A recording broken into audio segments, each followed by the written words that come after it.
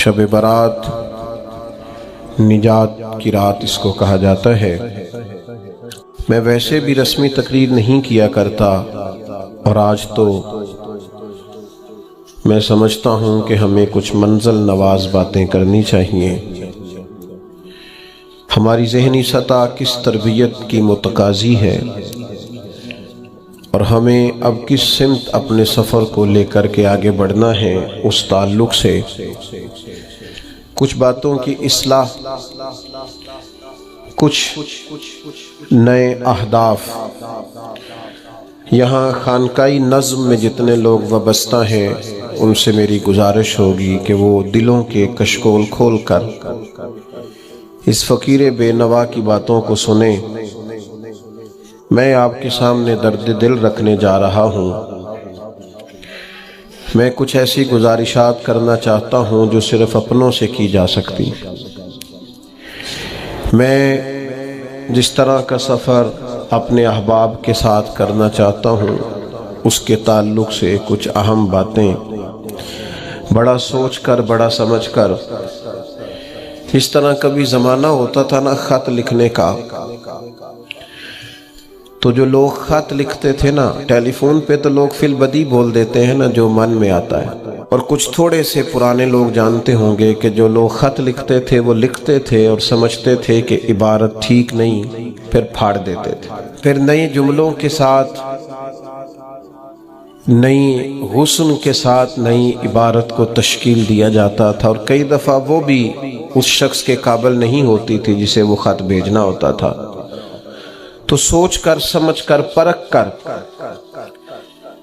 کئی صفحات کو ضائع کر کے ایک مضمون تیار کیا جاتا تھا، اور وہ محبت نامہ اپنے بزرگوں کو، دوستوں کو، بھائیوں کو، عزیزوں کو روانہ کیا جاتا تھا۔ میں بھی آج ایک محبت نامہ آپ کی خدمت میں پیش کرنے جا رہا ہوں۔ قرآن مجید سے میں نے ایک آیہ کریمہ تلاوت کی ہے۔ اللہ کریم نے فرمایا وَمِنَ النَّاسِ مَن يَشْرِي نَفْسَهُ ابْتِغَاءَ مَرْضَاتِ اللَّهِ، فرمایا کوئی آدمی ہے جو اپنی جان ہی بیچ دیتا ہے، اپنی جان ہی بیچ دیتا ہے۔ کوئی شخص کس رستے میں بیچ دیتا ہے؟ مرضات اللہ، اللہ کی رضا تلاش کرتے ہوئے۔ اس رستے میں اس نے اپنی ساری زندگی بیچ ڈالی، لیکن اس کا مقصود یہ تھا کہ مجھے میرا رب مل جائے، میرے رب کی رضا مل جائے، اللہ اور اس کے رسول کی محبت کا حصول میرے لیے آسان ہو جائے۔ اس رستے میں اس نے جان ہی بیچ دی۔ مالک نے اس آیت میں یہ نہیں فرمایا اسے کیا دوں گا، اجر کیا ملے گا، اس کا ثواب کتنا ہے، جنت کہ کس درجے میں اسے رکھا جائے گا۔ فرمایا کوئی آدمی ہے، کچھ لوگ ہیں جو اپنی جان ہی بیچ دیتے ہیں اللہ کی رضا تلاش کرنے میں۔ تو نتیجہ ایک جملہ صرف بیان کیا، فرمایا واللہ رؤوف بالعباد، اللہ بھی پھر اپنے بندوں پر بڑا ہی مہربان۔ اس جملے نے بات کو اتنا کھول دیا ہے، اتنا واضح کر دیا ہے۔ فرمایا اگر تم نے میری خاطر، نبی پاک صلی اللہ علیہ وسلم نے ارشاد فرمایا جب شعبان کی 15ویں رات آئے تو رات کو بیدار رہا کرو اور صبح کو روزہ رکھا کرو۔ تو جب حضور نے کہہ دیا بیدار رہو تو پھر کسی کو سونا نہیں چاہیے، بیدار رہنا چاہیے۔ اور بیداری کا مطلب یہ نہیں کہ وہ آدمی بس جاگتا رہے، اس کا مطلب یہ ہے کہ وہ اللہ اللہ کرے، درود پاک پڑھے، عبادت کرے، تلاوت کرے، ذکر فکر میں رہے۔ کچھ باتیں اس مقصد کے لیے کہ اس رات اللہ پاک نے اپنی رحمت کے دروازے کھولے ہیں، تو کچھ ایسی بات کی جائے جس سے دل نرم ہو جائے۔ دوستو، قرآن مجید کی 2 آیات میں نے پڑھی ہیں۔ اللہ کریم نے فرمایا یا ایھا الذین آمنوا اتقوا اللہ حق تقاتہ، اے ایمان والو اللہ سے ڈرو، اور اتنا ڈرو جتنا ڈرنے کا حق ہے۔ ڈرو اللہ پاک سے، اور جس طرح تم کسی سے ڈرتے ہو، ڈرنے کا حق ہوتا ہے، وہ حق ادا کرنے کی کوشش کرو۔ ہم میں سے بہت سارے لوگ ڈرتے ہیں کچھ لوگوں سے، اور جب وہ ڈر رہے ہوتے ہیں تو انہیں احساس ہوتا ہے۔ اللہ پاک نے ہمارا وہ احساس خود بیان کر دیا ہے، فرمایا جب تم کسی سے ڈرتے ہو تو تمہیں اس کا احساس ہوتا ہے کہ تم کتنا ڈرتے ہو، تو پھر تم کوشش کرتے ہو کہ تم وہ کام نہ کرو جس سے وہ بگڑ جائے گا، ناراض ہو جائے گا۔ جو لوگ قانون سے ڈرتے ہیں وہ اشارہ نہیں توڑتے، کچھ بھی ہو جائے اشارہ نہیں توڑتے، انہیں پتہ ہے کہ یہاں اشارہ توڑیں گے تو الجھ جائیں گے، اور جہاں انہیں فکر نہ ہو کہ کوئی پوچھنے والا نہیں، وہاں ہم نے دیکھا ہے کہ لوگ اشارہ توڑ دیتے ہیں۔ اللہ تبارک و تعالیٰ نے موقع دیا، میں حرمین شریفین حاضر ہوا تو وہاں ایک روڈ دائری روڈ کہلاتا ہے، اس روڈ سے پیدل چلنے والے نہیں گزر سکتے۔ وہ کہتے ہیں جی اس روڈ سے پیدل والا نہ گزرے، ان کے لیے علیحدہ جگہ ہے۔ قانون یہ ہے کہ اگر کوئی پیدل آدمی وہاں سے گزرے اور اس کا ایکسیڈنٹ ہو جائے تو وہ حکومت یہ کہتی ہے کہ یہ کیوں یہاں سے گزرا تھا، لہذا کوئی مقدمہ نہیں ہو سکتا۔ وہاں ہم نے دیکھا ہے کہ لوگ اس سڑک پہ پیر بھی نہیں رکھتے، کہتے ہیں مر گئے تو بنے گا کچھ نہیں۔ یہاں بھی بہت سارے ایسے معاملات ہوتے ہیں کہ جہاں انسان محسوس کرتا ہے کہ یہ بڑا میرے لیے نقصان ہو جائے گا تو وہ ڈرتا ہے۔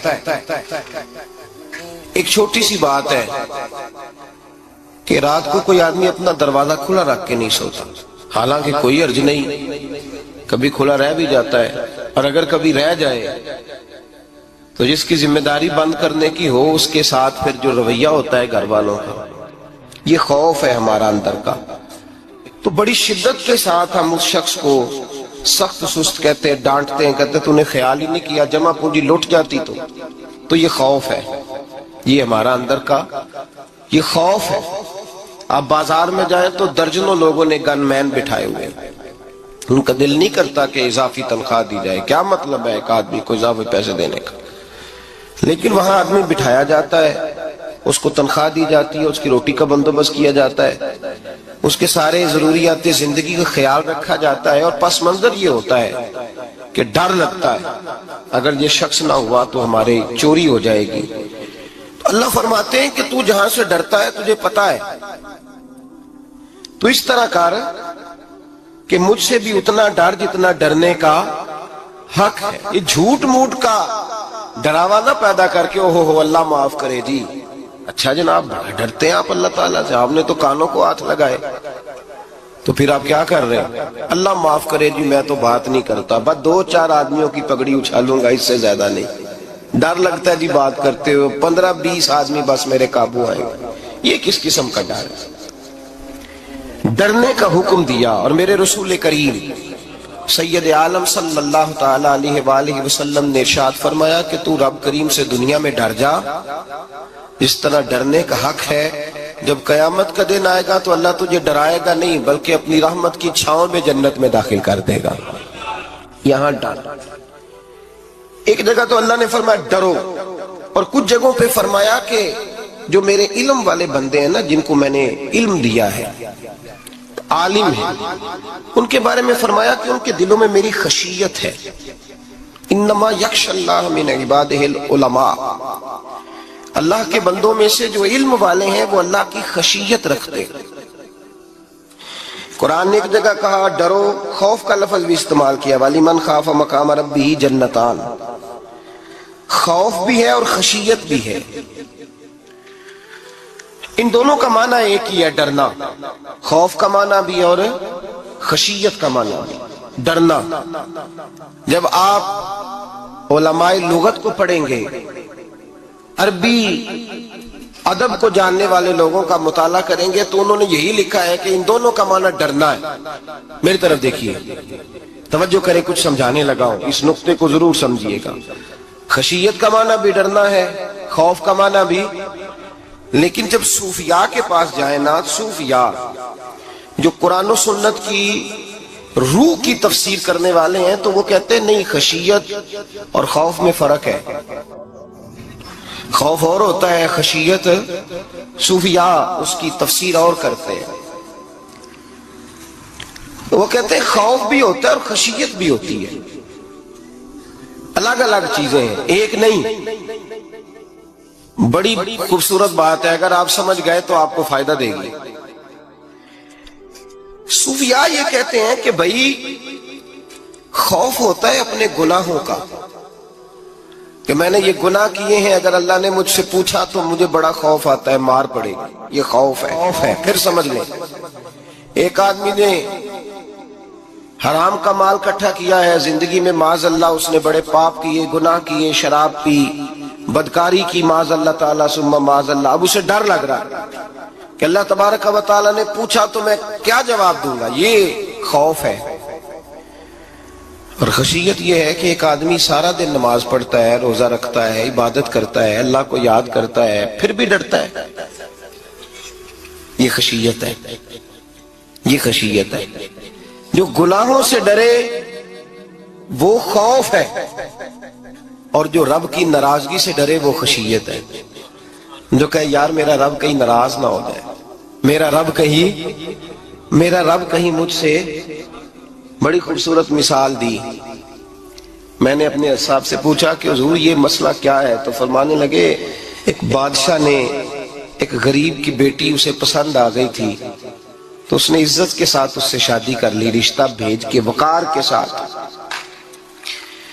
بیٹی کا باپ اپنی بیٹی کے مقدر پر رشک کرنے لگا کہ میری بیٹی کو بادشاہ نے پسند کیا ہے، بادشاہ کے شہزادے نے رشتہ بھیج دیا ہے۔ شہزادہ بیاہ کے لے گیا بیٹی کو، 20 کنیزائیں، نوکرانیاں اس عورت کی خدمت کرنے پہ لگی ہوئی ہیں، توجہ ہے، اس کا ہر حکم ماننے کو تیار ہے۔ لیکن وہ بی بی سویرے بھی رو پڑتی ہے اور شام کو بھی رو پڑتی ہے، روتی رہتی ہے۔ اس سے کسی نے پوچھ لیا کہ بی بی تو روتی کیوں ہے، 20 کنیزائیں ہیں، گھر میں سکون ہے، ہر شے ہے، تو روتی کیوں ہے؟ تو وہ کہنے لگی اصل بات یہ ہے کہ جو کچھ مجھے ملا ہے میں اس کے قابل نہیں تھی، تو میں ڈرتی ہوں میرا سائیں کہیں ناراض نہ ہو جائے، وہ ناراض نہ ہو جائے، میں قابل نہیں تھی، میری اوقات نہیں تھی، یہ من آنم کے من دانم، میں جو ہوں اس کا مجھے پتا تو ہے، اس نے میری حیثیت سے، میری اوقات سے، میرے ظرف سے، میری محنت سے بڑا بڑھ کے مجھے عطا کر دیا، میری چونکہ اوقات سے زیادہ دے دیا تو میں ڈرتی ہوں وہ ناراض نہ ہو جائے، کہیں میری یہ کھیل، یہ جو میں نے گھونسلہ بنایا ہے یہ کہیں میرا ٹوٹ نہ جائے۔ میرے بھائی، میرے رسول کریم سید عالم صلی اللہ علیہ وسلم کے امت کے اولیاء، صلحاء، صوفیاء، اتقیاء، صحابہ، اہل بیت، یہ لوگ جب روتے تھے تو یہ کوئی اس لیے نہیں روتے تھے کہ یہ آج دوپہر کو چینی میں ملاوٹ کر کے آئے ہیں تو اس لیے رو رہے ہیں رات کو، اس لیے نہیں روتے تھے کہ آج انہوں نے جو شکر بیچی ہے اس شکر کے اندر بورا ملایا ہوا تھا، اس لیے نہیں رو رہے کہ آج 10 15 20 لاکھ رشوت کا مال بینک میں جمع کر، اس لیے تھوڑی روتے تھے، یہ تو اس لیے روتے تھے کہ اللہ تو نے بڑا کچھ عطا کیا ہے، کہیں ہم سے ناراض نہ ہو جانا، یہ تو اس کی خشیت میں رو رہے تھے۔ حضرت داؤد طائی رحمت اللہ تعالی علیہ، حضرت امام جعفر صادق جو نبی پاک صلی اللہ علیہ وسلم کے نواسے، جناب داؤد طائی کی ملاقات ہوئی تو امام جعفر صادق حضور کے نواسے عرض کرنے لگے داؤد طائی یار میری بخشش کی دعا کرنا، رب مجھے معاف کر دے۔ تو حضرت داؤد طائی رحمت اللہ علیہ فرمان لگے امام صاحب آپ حضور کے نواسے ہیں، میں نے دعا کرنی ہے کہ آپ نے میرے لیے کرنی ہے؟ تو حضرت امام جعفر صادق رو پڑے، کہنے لگے یار تو نہیں کرنی ہے، اور اسی لیے تو تجھ سے دعا کرا رہا ہوں کہ کہیں ایسا نہ ہو نانا مصطفیٰ کی بارگاہ میں جاؤں تو وہ مجھے کہیں کہ میں کس طرح کا تھا تو کس طرح کا بن کے آیا ہے، یہی تو دعا کرانی ہے کہ میرے لیے دعا کر۔ جو جتنا بڑا ہوتا تھا نا اتنی زیادہ خشیت ہوتی ہے، اور گناہگار کے تو اللہ تبارک و تعالیٰ بعضوں کا سزا دیتا ہے، آنسو سلب ہو جاتے ہیں، اس کو تو اپنے گناہوں پہ رونا ہی نہیں آتا، وہ تو روتا ہے بچہ نہ ہو تب روتا ہے، وہ تو روتا ہے پیسے نہ ہو تب روتا ہے، وہ تو اس وقت روتا ہے جب اس کا مال چلا جائے، اس کو تو بعضوں کا گناہگار کو تو بعضوں کا سزا ملتی، اللہ فرماتے تو دنیا کے لیے روئے گا، میرے لیے نہیں رو سکتا۔ اور جو رب کریم کے بندے ہوتے ہیں انہیں اللہ کہتا ہے تو دنیا سے بے نیاز ہے، تیری آنکھ سے آنسو جب بھی ٹپکے یا میرے لیے ٹپکنا چاہیے یا محمد مصطفیٰ کے لیے ٹپکنا چاہیے۔ آپ اگر اس بات کو تھوڑا سا غور کے ساتھ سمجھے تو تمام اولیاء صلحات کیا یہ رو رہے ہیں، تڑپ رہے ہیں، کیا اس کی وجہ تھی؟ نمازیں کم رہ گئی تھی، روزوں میں کمی تھی، فرائض ادا نہیں کرتے تھے کہ رویا کرتے تھے؟ کیوں روتے تھے؟ حضرت سیدنا عمر فاروق رضی اللہ تعالیٰ عنہ کے بارے میں صحابہ کہتے ہیں جناب عمر فاروق جب نماز پڑھاتے اتنا رویا کرتے تھے کہ 7ویں صف تک ان کے رونے کی آواز جایا کرتی، 7ویں صف تک ان کے رونے کی آواز جاتی۔ ہم لوگ بن کے بیٹھ گئے ہیں، ہم یہ سمجھتے نہیں کہ ہماری حیثیت کیا تھی اور رب کریم نے ہمیں نوازا کیا ہے۔ آپ پڑھیے کتابیں، میرے رسول پاک صلی اللہ علیہ وسلم فرماتے ہیں میرا عمر جس گلی سے گزرے شیطان رستہ بدل جاتا ہے۔ نبی پاک فرماتے ہیں میرا عمر جب تک دنیا میں رہے گا دوزخ کو تالا لگا رہے گا۔ اس صاحب عزد الغابہ نے لکھا ہے نبی پاک صلی اللہ علیہ وسلم نے حضرت جبریل امین کو بلایا، فرمایا چل میرے عمر کی شان بیان کر۔ تو حضرت جبریل امین علیہ السلام عرض کرنے لگے یا رسول اللہ صلی اللہ علیہ وسلم 950 سال اگر اللہ مجھے عمر دے، 950 سال رب عمر دے اور پھر بھی میں عمر فاروق کے فضائل بیان کروں تو میں نہیں کر سکتا، عمر کی شان میں نہیں بیان کر سکتا، 950 سال بھی اگر میری عمر ہو۔ نبی پاک نے فرمایا پھر میرے ابو بکر کے بارے میں، عرض کی یا رسول اللہ ابو بکر کی تو بات اس سے بہت آگے کی ہے نا، وہ نبی پاک کتنی عظمت بیان کر رہے ہیں، کس قدر زیادہ رسول کریم صلی اللہ تعالی علیہ وآلہ وسلم ان کی عظمت بیان کرتے ہیں۔ حضرت عمر کیا کہتے ہیں، وہ لوگوں کو بتاتے پھرتے ہیں کہ تم نے دیکھا ہے نا میری کتنی عظمت ہے، وہ یہ نہیں کہتے۔ حضور فرماتے ہیں عمر کی بڑی شان بڑی شان بڑی شان، اور عمر کے پاس جب بھی کوئی جاتا ہے کہتے ہیں عمر آپ کا کیا مقام ہے، تو عمر فرماتے ہیں میں تو اونٹ چرانے والے کا بیٹا ہوں، میں تو اونٹ چرانے والے کا بیٹا ہوں، میں تو اونٹ چرایا کرتا تھا، میں تو 10 اونٹ نہیں سنبھال سکتا۔ حضرت فاروق اعظم رضی اللہ تعالیٰ عنہ سے کو پوچھتے جناب عمر آپ کا کیا حال ہے، تو آپ فرماتے ہیں یہ تو میرے مقدر ہے کہ میری بہن نے قرآن سنایا تو میں در رسول تک پہنچ گیا، ورنہ مجھے پوچھنے والا کوئی نہ ہوتا۔ کبھی جناب علی المرتضیٰ کا بازو پکڑ کے کہتے ہیں علی تو نہ ہوتا تو عمر ہلاک ہو جاتا۔ بھائی حضور شانیں بیان کرتے ہیں، نبی پاک کہتے ہیں میرے ابو بکر نے احسانات کیے، بڑے احسانات کیے، میں نے سب کا بدلہ چکا دیا، ابو بکر کا نہیں چکایا، اللہ کی بارگاہ میں عرض کروں گا یا اللہ تو ہی اسے بدلے دے۔ اور جناب ابو بکر صدیق سے کوئی پوچھتا ہے ابو بکر آپ کا کیا حال ہے، تو ابو بکر صدیق فرماتے ہیں مجھ سے میرے اندر کا عالم نہ پوچھو، اگر قیامت کے دن اعلان ہوا نا کہ سارے لوگ بخشے گئے ایک باقی بچا ہے تو مجھے ڈر لگتا ہے اکیلا ابو بکر ہی بچ جائے گا جو نہیں بخشا جائے گا، مجھے ڈر آتا ہے۔ او بھائی بن کے بیٹھ گئے لوگوں کو پوچھ کر کے دیکھیں، کہتے ہیں کیا پاپ کیا ہے، کیا ہو گیا ہے؟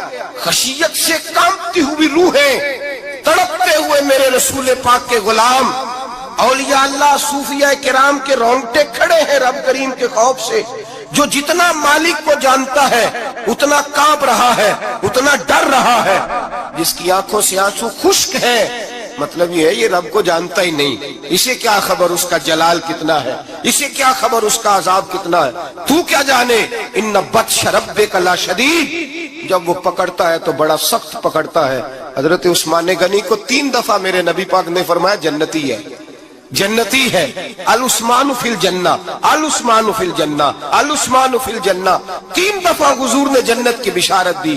میرے مصطفیٰ کریم نے فرمایا میرا عثمان گلی سے گزرے تو فرشتے بھی اس کی حیا کرتے ہیں۔ جناب عثمان غنی جن کو میرے نبی نے 2 بیٹیاں دے کے کہا عثمان میری 100 بیٹی بھی ہوتی، ایک کے بعد دوسری انتقال کرتی جاتی تو میں ساری تیرے نکاح میں دے دیتا، وہی حضرت عثمان غنی قبر پہ کھڑے ہیں حضور کے وصال کے بعد، ایک قبر پہ کھڑے ہیں، آنکھوں سے آنسو جاری ہے، داڑھی ساری آنسوؤں سے بھر گئی ہے، روتے ہی جاتے ہیں، روتے ہی جاتے ہیں۔ غلام کہتا عثمان یار رونا ہمیں چاہیے، رونا ہمیں چاہیے، جن کو کوئی بشارت نہیں اور آپ کو تو 3 بشارتیں، روتے کیوں ہو؟ جناب عثمان غنی فرمانے لگے جس مصطفیٰ نے مجھے جنت کی بشارت دی اسی رسول نے فرمایا تھا قبر آخرت کی منزلوں میں سے پہلی منزل ہے، آخرت کی منزلوں میں سے پہلی منزل۔ سوچتا ہوں اگر رب کریم نے عثمان سے حساب پوچھ لیا حساب کیسے دینا ہے میرے مصطفیٰ کریم نے؟ یہ تو بات ہے نا جناب عمر کی، یہ تو بات ہے حضرت عمر کی، حضرت ابو بکر کی، جناب عثمان غنی کی۔ اور جس شیر خدا کے بارے میں نبی پاک نے فرمایا علی منی، वाना मिन अली, फरमाया अली और मैं दो नहीं, मैं अली हूं और अली मैं है। जिनको फरमाया मन कुन्तु मौला हूं वहादा अलीयुन मौला, जिसका मैं मौला उसका अली भी, जिस मौला अली शेर खुदा को ये दर्जा दिया। वो अलीउल मुर्तदा उठे हैं, नमाज का वुजू किया है, मुसल्ले की जानिब जाने लगे तो जनाब अली का वजूद थर थर कांपने लगा, थर थर छम छम आंसू बरसने लगे। हजरत सैयदना इमाम हसन आगे बढ़े, अब्बा जी क्या हुआ? और मैं हसन डर रहा हूँ, मालिक की बारगाह में जा रहा हूँ, कहीं रब अली को धुतकार ही ना दे, कहीं मालिक अली से हिसाब ही ना पूछ ले, कहीं अल्लाह तबारक व तआला नाराजगी की नजर से ना देखे। ओ भाई, हम लोग इतने दलेर, इतने तगड़े, इतने स्याह, इतने अक्लमंद, इतने गुनाहों के पीछे पहाड़ हैं, लेकिन मजाल है कोई एक कतरा वो आंसू जो हमने संभाल के रखे हैं दुनियादारी पे बहाने के लिए। कभी अपना हिसाब कर, कभी सोच। रोज शिकवा करता है, कहता है मेरे पास पैसे नहीं, गाड़ी नहीं, कार नहीं, कोठी नहीं, सरमाया नहीं। कभी सोच जो कुछ है, अगर रब करीम मेरे और आपके अमाल देखे तो हमारी हैसियत है कि वो सारा कुछ हमें दिया जाता, हमारी औकात थी कि वो हमें दिया जाता जो उसने दिया है। टटोल के देखें, उम्र गुजर गई, शिकवे करते, जरा पलट के देखें। अगर हमारे गुनाह और हमारी नेकियां इकट्ठी की जाएं तो हम जजा वाले नहीं सजा वाले निकलते हैं माज़अल्लाह। महमूद गजनवी बड़ा प्यार करते थे अय्याज के साथ, बड़ा प्यार करते थे, नवाजा करते थे। रोज कोई ना कोई तोहफा मिलता था अय्याज को। कुछ हसद करने वालों ने कहा महमूद तू इसे तोहफे देता है और ये जंगल में असला इकट्ठा कर रहा है, ये तेरे खिलाफ अलहदा से फौज तैयार कर रहा है, कुछ वक्त आएगा ये तुझे छोड़ के अलहदा से बादशाही का दावा कर देगा।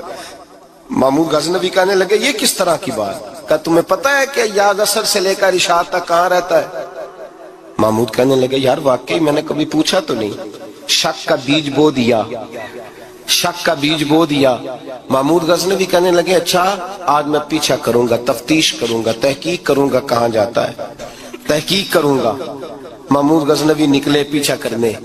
असर के बाद अय्याज ने जंगल का रुख किया, महमूद भी पीछे पीछे हो लिए। कहते हैं जंगल के बीच जाके एक झोंपड़ी आई, उस झोंपड़ी के अंदर अय्याज गए, दरवाजा खोला, अंदर चले गए। मुझे बड़ा गुस्सा था कि हर बात मुझे बताता है, ये क्यों नहीं बताई। जब अय्याज अंदर गए तो मैंने जोर जोर से दरवाजा खटखटाया गुस्से के साथ। अय्याज ने दरवाजा खोला, बाहर आए। मैंने कहा पीछे हट। अय्याज पीछे हटे तो मैं अंदर चला गया। महमूद कहते हैं जब मैं अंदर गया तो मैंने उस झोंपड़ी में एक पुराना कुर्ता लटका हुआ देखा, एक टूटे हुए जूते पड़े हुए देखे, एक छोटा सा डंडा देखा, एक मटका, एक प्याला देखा। मैंने सारी तलाशी ली तो चंद टूटी फूटी पुरानी चीजें। मैंने कहा यार ये क्या है? तो कहते हैं याज कहने लगा बादशाह टटोल के देख ले, यही कुछ है जो तूने देखा। मैंने कहा ये है क्या? कहते हैं याज पैरों में बैठ गया, तड़प के रोने लगा। कहने लगा बादशाह ये मेरी औकात है, ये मेरी औकात है, ये मेरी औकात है, ये मेरी औकात है। का क्या मतलब? कहने लगे जिस दिन तेरे पास आया था ना तो ये मेरी कायनात थी कुल। आज तेरी मेहरबानियों ने मुझे यहाँ तक पहुंचा दिया है। मैं जो तेरा गद्दार नहीं ना होता, मैं जो तेरी नाफरमानी नहीं करता, इसलिए नहीं करता कि मैं हर शाम आके अपनी औकात याद करता हूँ और फिर मुझे रोज रात को मेरा नफ्स कहता है इसका वफादार रहना, इसका वफादार रहना। तू इस हाल में था जब आया था, अगर ये बिगड़ गया तो फिर तुझे अपनी औकात का पता है ना। महमूद गजनवी ने सीने से लगाया। कहने लगे आज तक तू बचा भी इसलिए है कि तू अपनी औकात नहीं भूला। मुल्ला रूमी कहता है अपनी औकात याद रख, तू क्या था। तुझे एक रात सोने न दे तो अपनी टांगों पे खड़ा नहीं हो सकता। तेरी वो आंख ले जाए तो कुछ नहीं कर सकता, वो तुझे माजूर कर दे तो कुछ नहीं कर सकता। 30-30 साल के ऊंचे 7 फुट कद के जवान उसने फालक ज़दा करके अस्पतालों में डाल दिए, वो कुछ न कर सके। बड़े बड़े पहलवान जो कहते थे कि हम उठे तो दुनिया उठती है, उसने फेंक दिए मनो मट्टी के नीचे, कुछ न कर सके। अपनी हैसियत न भूल, میرے رسول کریم سید عالم صلی اللہ علیہ وسلم نے فرمایا دو باتوں میں لوگ دھوکے میں ہیں، دھوکے میں ہیں، دھوکے میں ہیں، دھوکے میں۔ یا رسول اللہ کون سی؟ فرمایا جو صحت مند ہے وہ دھوکے میں ہے، وہ سمجھتا میں کبھی بیمار ہی نہیں ہوں گا، مجھے روز اسی طرح نیند آئے گی جس طرح اب آتی ہے، میں روز اسی طرح اٹھوں گا جیسے اب اٹھتا ہوں، میں اتنا ہی لمبا چوڑا رہوں گا جس طرح آج ہوں، میرا حسن اسی طرح قائم رہے گا جیسے آج ہے، تو دھوکے میں ہے، دھوکے میں۔ بڑے بڑے آئے اور بڑے بڑے مٹی کا ڈھیر ہو گئے، فنا ہو گئے، کل من علیہ فان، فنا ہو گئے، کوئی پوچھنے والا نہ رہا۔ اور میرے رسول پاک نے فرمایا جو فارغ ہیں، جن کو رب نے اپنی عبادت کے لیے فارغ کیا، اپنے دین کی نوکری کے لیے فارغ، وہ بھی دھوکے میں ہیں، وقت ضائع کر رہے ہیں، چوک اور چوراہے میں کھڑے ہیں۔ میرے بھائی جب اپنی حیثیت انسان بھولتا ہے، حیثیت بھولتا ہے، پھر وہ شکوہ کرتا ہے، جب اپنی اوقات بھولتا ہے پھر شکوہ کرتا ہے، جب وہ بھول جاتا ہے کہ میں کیا تھا پھر وہ شکوہ کرتا ہے۔ حضرت سیدنا امام احمد رحمۃ اللہ علیہ بازار میں کھڑے تھے تو بادشاہ کا بیٹا گزرا، اکڑ کے گزرا، آپ نے بازو پکڑ کے کھینچا، فرمایا جا کے اپنی ماں سے پوچھ اور اپنے باپ سے پوچھ تیری اوقات کیا ہے، اکڑ کے چلتا ہے، جا پوچھ ان سے تیری حیثیت کیا ہے۔ حضرت جناب سیدنا امام احمد نے ڈانٹا تو واپس آیا، آگے کہنے لگا ابا وہ امام کیا کہتا تھا کہ میری اوقات کیا ہے، کیا اوقات ہے میری؟ تو باپ اور ماں دونوں گھورنے لگے، کہنے لگے بیٹے ہمارے پاس دولت بھی تھی، گھر بھی تھا، مکان بھی تھا، جائیدادیں بھی تھی، بادشاہت بھی تھی، پر ہم دنیا کے دروازوں سے بھیک مانگ مانگ کے تھک گئے تھے، عرش کا مالک ایک بیٹا عطا نہیں کرتا تھا، ایک بیٹی نہیں دیتا تھا، تڑپ گئے تھے، روتے تھے، سسکتے تھے۔ پھر وہی امام احمد جنہوں نے آج تجھے گلی میں کھڑا کیا ہے اس کے دروازے پہ جا کے بیٹھ گئے، ہم نے کہا رب ناراض ہو گیا، دعا کرو ہم سے راضی ہو جائے، چلو زیادہ نہیں ایک لال ہی ہمیں دے دے۔ کہ امام احمد دعائیں کیا کرتے تھے تو تب اللہ پاک نے تو ہمیں عطا کیا تھا۔ تیری او بھائی اپنی حیثیت کا تو تعین کر، تو بڑھ بڑھ کے باتیں کرتا ہے، تو بڑا کھل کھل کے بولتا ہے، اپنی حیثیت کا تو تعین کرنا، ذرا اندازہ تو کرنا کہ تو کون تھا، کہاں سے آیا ہے، تیری اوقات کیا ہے۔ یہاں لوگ ایک منٹ میں آگے نکل جاتے، پلٹ کے دیکھ تو صحیح۔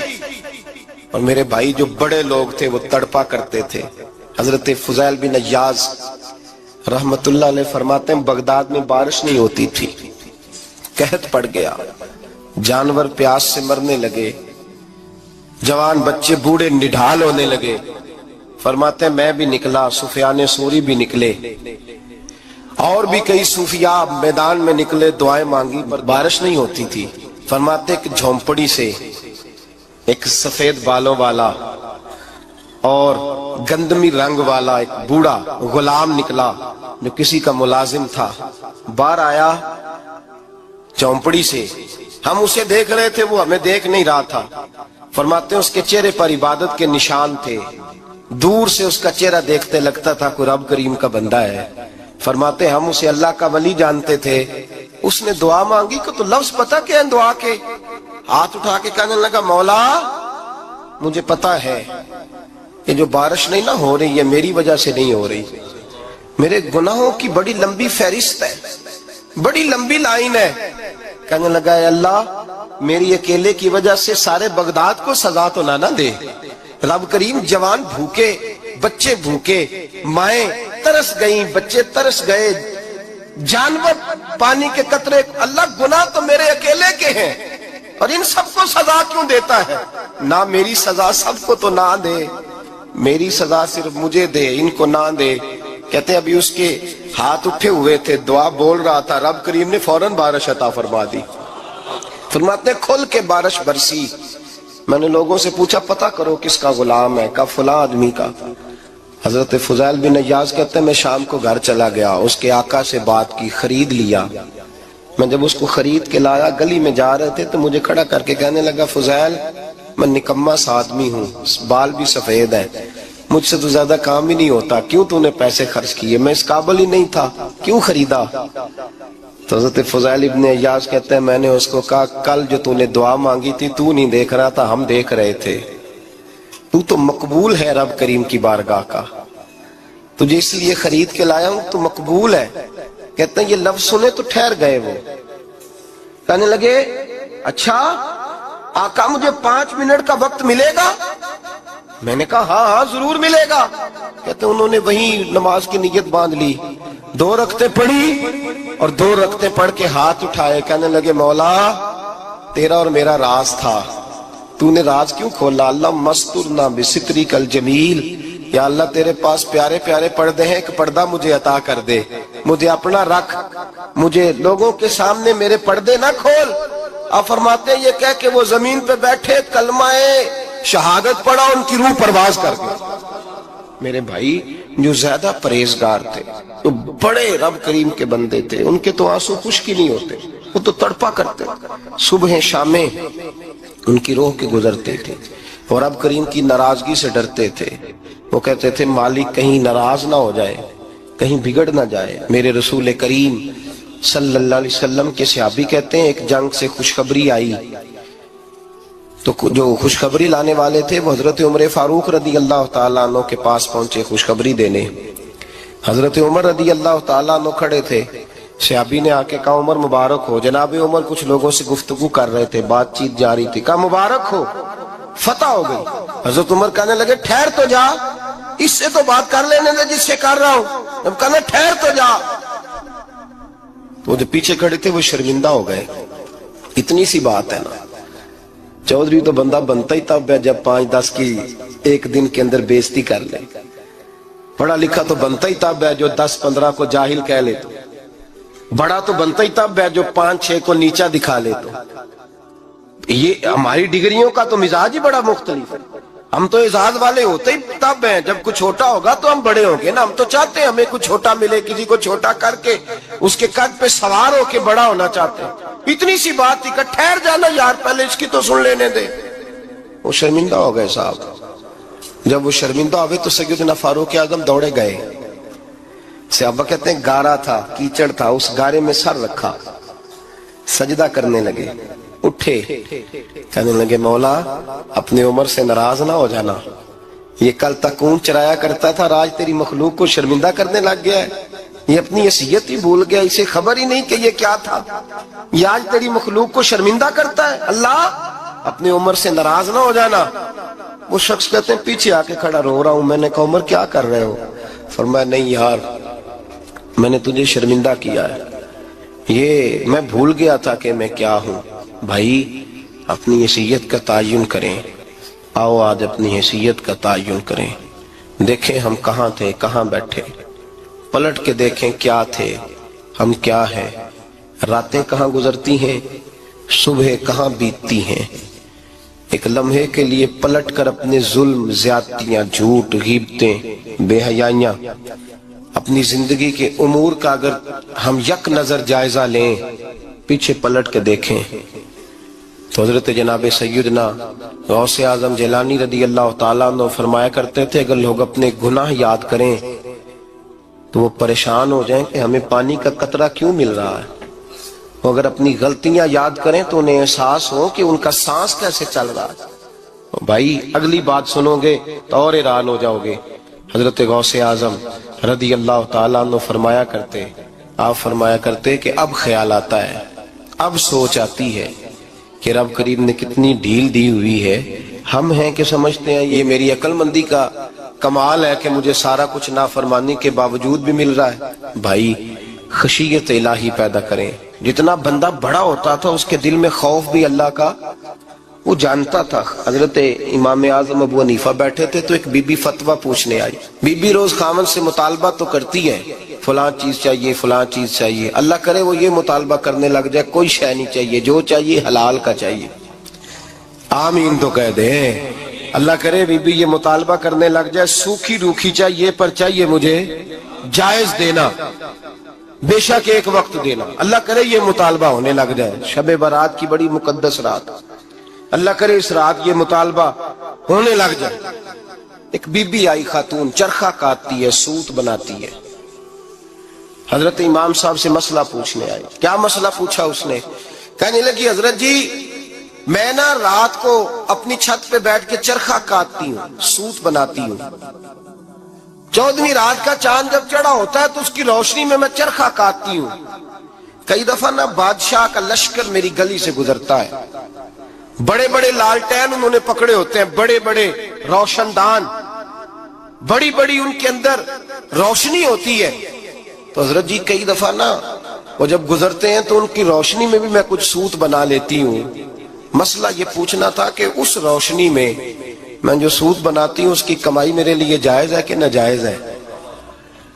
اس کی روشنی میں حضرت امام اعظم نے اللہ اکبر کہا اور چھم چھم آنسو گرنے لگے. حضرت امام صاحب نے اپنا گریبان پکڑا اور کھینچا، قمیض پھٹ گئی. کہنے لگے بی بی مسئلہ چھوڑ، تو پہلے بتا تو ہے کون، کہاں سے آئی ہے، کون ہے بتا. تو کہنے لگی میں حضرت بشر حافی کی ہمشیرہ ہوں، میں حضرت بشر حافی، وہ جو درویش ننگے پیر نہیں پھرتا رہتا بغداد کی گلیوں میں، میں اس عظیم بھائی کی بہن ہوں، بشر حافی کی ہمشیرہ ہوں. تو حضرت امام اعظم فرمانے لگے کوئی اور بی بی آتی تو اس کے لیے جائز تھا، کیونکہ وہ جان بوجھ کے تو کسی کی روشنی نہیں استعمال کرتی، خود آتی ہے. کوئی اور آتی تو جائز تھا، تیرا مقام بڑا ہے، تیرے لیے جائز نہیں، تیرے لیے جائز نہیں، تو اپنی حیثیت کا تعین کر، یہ تیرے لیے درست نہیں.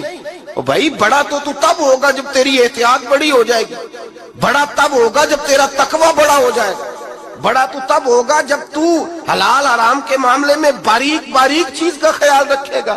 اور اگر تو کہ خیر ہے دیکھی جائے گی، ساری دنیا کر رہی ہے، ساری زمانہ کر رہا ہے، فلاں بھی کر رہا ہے، وہ خدا کے بندے یہ کس طرح کا معاملہ ہے، یہ کس طرح کی جمہوریت ہے؟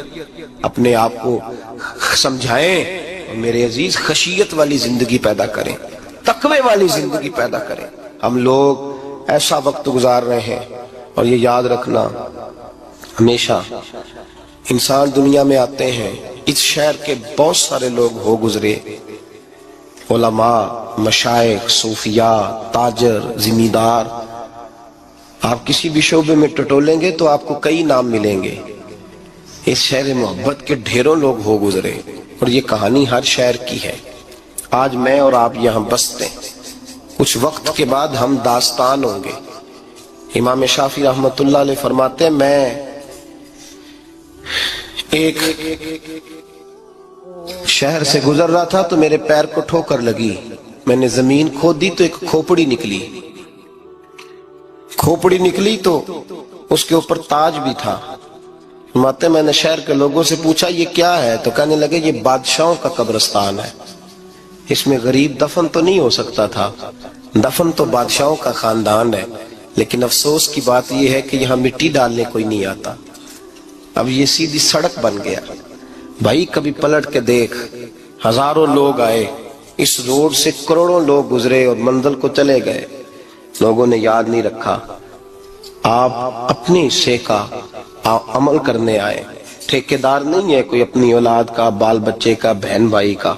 حق ضرور ہے، ان کے لیے محنت ضرور کرے گا، لیکن اس کو یہ اجازت نہیں ہے کہ وہ کہے کہ میں اب بڑا ذمہ دار ہوں تو میں نے 20 کروڑ بینک بھر کے جانا ہے. حضرت عمر بن عبدالعزیز رحمت اللہ تعالیٰ علیہ کے انتقال کا وقت آیا تو اپنے بیٹوں کو بلایا، فرمانے لگے بیٹو تمہارا باپ بزدل تھا، تمہارے لیے کچھ کر نہیں سکا. کہا ابا جی کیا ہوا؟ فرمانے لگے بیٹے میں بزدل تھا، جہنم سے ڈر گیا، تمہارے لیے کوئی بینک بیلنس اکٹھا نہیں کر سکا. میں تھوڑا دلیر ہوتا، دوزخ سے نہ ڈرتا تو تجوریاں بھر کے جاتا.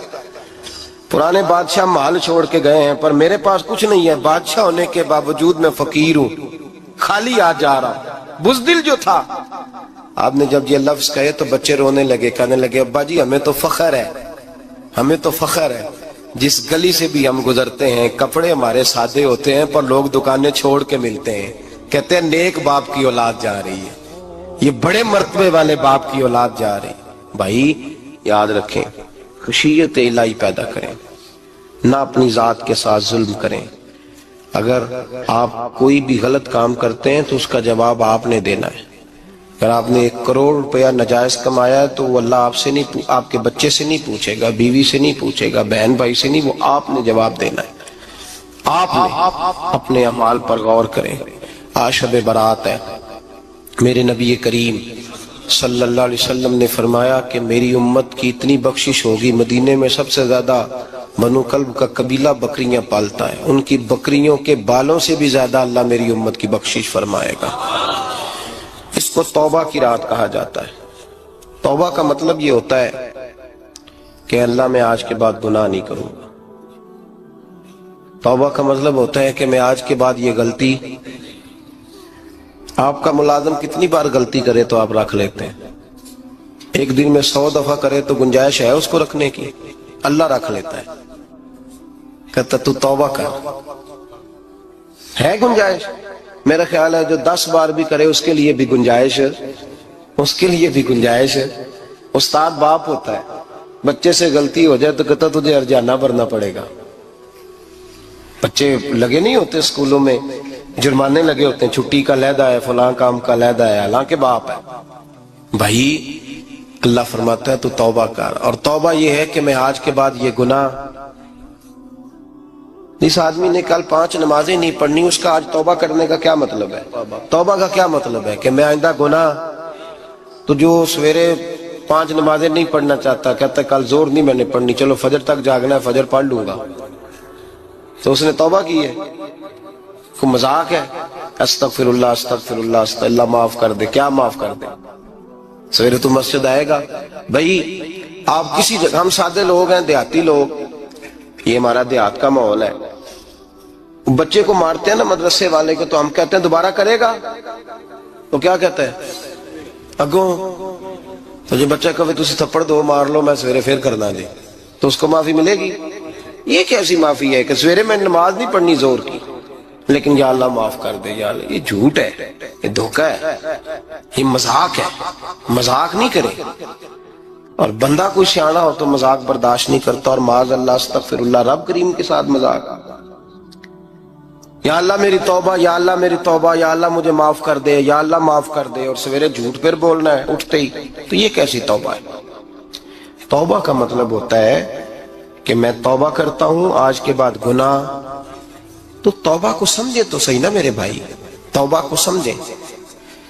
تمام صحابہ، چونکہ شراب حرام نہیں تھی تو ہر آدمی پیا کرتا تھا، جب حرام ہو گئی تو پھر کسی نے منہ نہیں لگایا، توبہ ہو گئی تو پھر ہو گئی، پھر معاملہ ختم ہو گیا۔ پھر کبھی قریب حضرت مرثد بن ابی مرثد البغوی رضی اللہ تعالیٰ عنہ، حضور کے صحابی ہیں، آپ فرماتے ہیں میرے اندر ایک غلطی تھی، میرا بہت ساری خواتین کے ساتھ دوستانہ تھا، نبی پاک کی بارگاہ میں جب میں گیا اسلام کی بائعت کی تو حضور نے فرمایا تیری نظر جھکی رہنی چاہیے، خبردار کسی عورت سے تیرا، کہتے ایک نصیحت نبی پاک نے کی۔ آپ فرماتے ہیں میں نے اپنے دل کو اس طرح سمجھایا کہ عورتیں اگر میرے پاس آ کے کھڑی ہوتی تھی تو میرے اندر کا وجود کہتا تھا کہ ہو ہی نہیں سکتا میری توجہ جائے، اس لیے کہ توبہ کی ہے، اب دوبارہ ادھر توجہ جا سکتی؟ میرے بھائی توبہ کو اس کے مفہوم کے ساتھ توبہ کریں، جھوٹ نہیں بولیں، گناہ نہیں کریں۔ میرے رسول کریم صلی اللہ علیہ وسلم نے فرمایا استغفار پڑھا کرو، میں دن میں 100 مرتبہ استغفار کرتا ہوں۔ حضور کہتے ہیں میں دن میں، حضور 100 دفعہ دن میں استغفار کرتے۔ امام حسن کے پاس ایک شخص آیا، کہا میرے پاس اولاد نہیں، فرمایا استغفار پڑھ۔ ایک پھر آ گیا، اس نے کہا حضور میرے پاس روزی نہیں، فرمایا استغفار پڑھ۔ ایک اور آیا، اس نے کہا حضور بیماری بڑی ہے گھر میں، فرمایا استغفار کر۔ آپ کے صاحبزادے بیٹھے تھے، کہا ابا جی جو آتا ہے آپ استغفار ہی بتاتے ہیں۔ آپ فرمانے لگے جب کوئی بندہ توبہ کرتا ہے تو رب راضی بڑا ہوتا ہے۔ تو میں نے سب کو توبہ کا وظیفہ بتایا ہے، جس کی جو بھی مجبوری ہو اگر توبہ کر لے تو اللہ تعالیٰ اسے آسانی عطا کر دیتا ہے، اللہ اس پہ نظر رحمت کر دیتا ہے۔ اپنے آپ کو تبدیل کریں، نماز کو اس کی حقیقت کے ساتھ پڑھا کریں، اس کی حقیقت کے ساتھ نماز کو پڑھیں، 5 وقت مسجد میں حاضری دیں، چھوڑ کے سارے کام چھوڑ کے، باقی سارا کچھ بعد میں۔ آپ کا رشتہ لوگوں کے ساتھ زندگی کا ہے، موت کا نہیں ہے۔ آپ خود دیکھ لیں، جن کے بزرگ چلے گئے وہ ڈیلی جاتے ہیں قبرستان، کل بیٹھتا ہے 2 گھنٹے جا کے، والد صاحب ہیں، دادا جی ہیں، نانا جی ہیں، دیکھا کبھی کسی کو صبح گیا ہو شام آیا ہو؟ یہی حال ہمارا ہوگا، بالکل کوئی نہیں جائے۔ اور پھر جب کوئی انتقال کر جاتا ہے نا تو کوئی یہ نہیں کہتا کہ ابا جی کو غسل دے لو، کہتے ہیں میت کو غسل دو۔ ماں آنکھوں کی ٹھنڈک ہوتی ہے لیکن کہتے ہیں لاش کو اٹھاؤ، जनाजे को उठाओ, आपके रिश्ते नाते खत्म हो गए, खत्म हो गए। अगर आप नाराज ना हो तो मुझे जनाजे पढ़ाने का मौका मिलता है, एक दो बात अर्ज करता हूँ, उसके बाद जिक्र करते हैं, इंशाअल्लाह दुआ होगी। जनाजों पे जाने का इत्तेफाक होता है, तो मैं जनाजे से महसूस करता हूँ बहुत सारी चीजों को। मैं देखता हूँ कि जनाजा होने के बावजूद लोग ये समझते हैं कि ये होना था काम, ये हो गया, और वहां कैफियत ये होती है कि सिर्फ यही जनाजा है, इसी ने फौत होना था, हम तो बचे हुए हैं। कुरान पाक से मोहब्बत करना, कुरान पाक पढ़ने वालों से प्यार करना, कुरान के मदारस को आबाद करना, ये बड़ा मुश्किल होता जा रहा है। हम एक मदरसा चलाते हैं, हम महसूस करते हैं कि ये बड़ा कठिन मामला है, बड़ा कठिन। एक तो तनकीद की नजर भी सबसे ज्यादा इदारों की तरफ होती है, और सबसे कम ताउन भी इदारों के साथ होता है। मजबूरी के साथ इदारे वक्त गुजारते हैं। अपना रुझान मदारस की जानिब करें और दीन सीखने की तरफ रुझान करें। कुरान मजीद सही पढ़ना सीखें, कुरान मजीद सही समझना सीखें। और फिर मेरे भाई, जो आयात आपको जरूरी है, नमाज जनाजा है, वुजू है, गुस्ल है, आपके रोजमर्रा के मामलात हैं, वो किसी अच्छे कारी से, अहले सुन्नत के किसी शख्स से उनकी दुरुस्तगी कराएं, अपने मामलात पे गौर करें, ये इन कोताहियों से बाहर आए, कुरान पाक से मोहब्बत करें और दीनदारों के साथ जुड़ें। एक गुजारिश आपसे और करनी है, उसको भी खुले दिल के साथ सुनिएगा, खुले दिल के साथ। ये शब बारात की रात है और मैं जिम्मेदारी का मुजाहरा करते हुए बात करना जरूरी समझता हूँ। आप किसी पीर साहब से मिलें, किसी आस्ताने पे जाएं, ये कुछ गुजारिशात हैं, बात मेरी खत्म हो गई, वो करके मैं दुआ करने लगा हूँ। तो शरीयत इस्लामिया का जरूर पास और लिहाज करें। ये देखें, जिस सूफी के पास, दरवेश के पास, जिसको आप पीर समझ रहे हैं, उसे कोई कुरान हदीस भी आता है, वो कुछ सुन्नत शरीयत का भी पाबंद है। मेरी अपनी जमात से हाथ बांध के गुजारिश है, खुदारा अब बस कर दे, बड़ी तबाही हो गई और लंबी चौड़ी हो गई, थक गए हम कह कह। लोग समझते नहीं इस चीज को। आला हजरत फाजिल बरेलवी ने लिखा है, इधर देखें, आला हजरत ने लिखा है, कंधों तक बाल रखना जायज है, कंधों तक, कंधों से नीचे रखना हराम है। कैसे उस शख्स को लोग पीर मान लेते हैं जिसने दाढ़ी सुन्नत से छोटी रखी हुई है, बाल बड़े रखे हुए हैं, ये मलंग साहब है। इन तमाशों से बाहर आ जाएं, अल्लाह तबारक व तआला की बारगाह की तरफ रुजू करें। हम दम के कायल हैं, दुरूद के कायल हैं। मैं सारा दिन पता नहीं 20 तावीज़ लिख के देता हूँ, हमारे बुजुर्गों का तरीका है, ये चीजें जायज है, इनकी शरीयत में असल है, दलील है, लेकिन कुल दीन ये नहीं है। अपने आप को बचाएं और इल्म की तरफ रुजू करें, तकवे की तरफ रुजू करें, इन जालिमों से, बहरूपियों से अपने आप को बचाएं। और मैं उन लोगों को भी दावत फिक्र देता हूं जो हमें रोज आके कहते हैं ये तुम्हारा पीर, तो ये तुम्हारा पीर, जब हम खुद कह रहे हैं हमारा नहीं, तो हम किसी शराबी कबाबी को उठा के कह दें ये तुम्हारी जमात का बंदा है तो तुम रख लोगे? कहो, हम अगर कह दें तुम्हारी जमात ये दर्स देती है तो तुम मान लोगे? ये क्या बात हुई? अगर किसी जमात का कोई शख्स गलत है, और हम दरबारों वाले नहीं, हम तो मस्जिदों वाले लोग हैं। दरबार तो एक ज़िमनी चीज है, बन भी जाए तो ठीक है, वरना तो मेरे नबी पाक ने फरमाया हर मोमिन की कब्र जन्नत का बाग होती है। तो अंदर दरबार ही बना हुआ है, जन्नत खुली हुई है, ऊपर बिल्डिंग बनना इतना जरूरी काम। मेहरबानी फरमाए, एक तो अपने आप को दीन की तरफ रागब करें।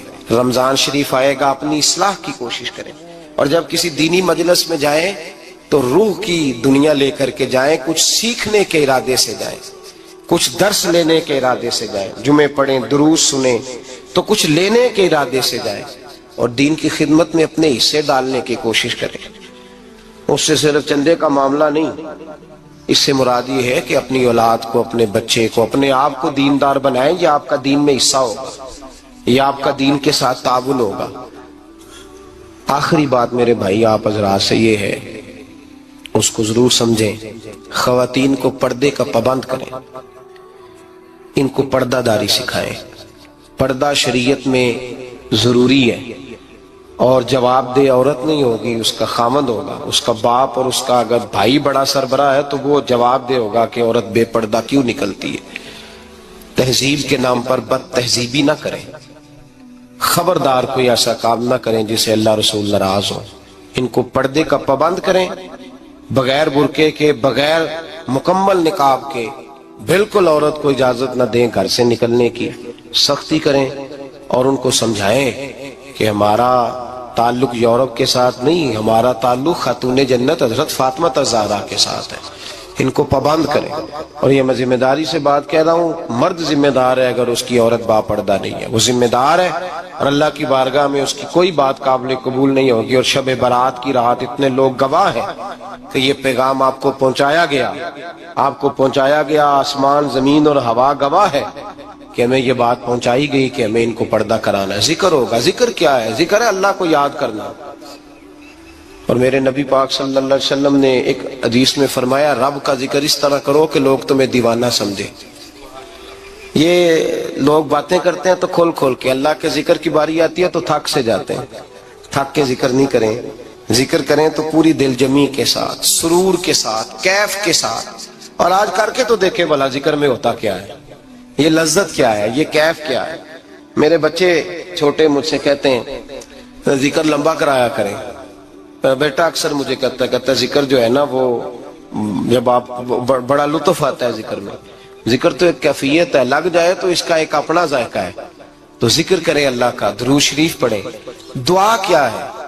آج لائٹ کو بند کر کے جب ہمارے ہاں ذکر ہوتا ہے، دعا ہوتی ہے، تو ہمارے بزرگ یہ کہتے ہیں، ہم ثابت یہ کرنا چاہتے ہیں کہ ہم مجمع میں نہیں بیٹھے، یا اللہ تیری بارگاہ میں بیٹھے ہیں، ہمیں تو ساتھ والا دیکھ نہیں پا رہا۔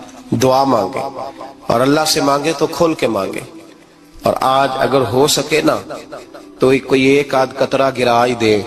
میرے نبی پاک نے فرمایا محفل میں چند لوگ بھی رو پڑے تو سب کا کام بن جاتا ہے۔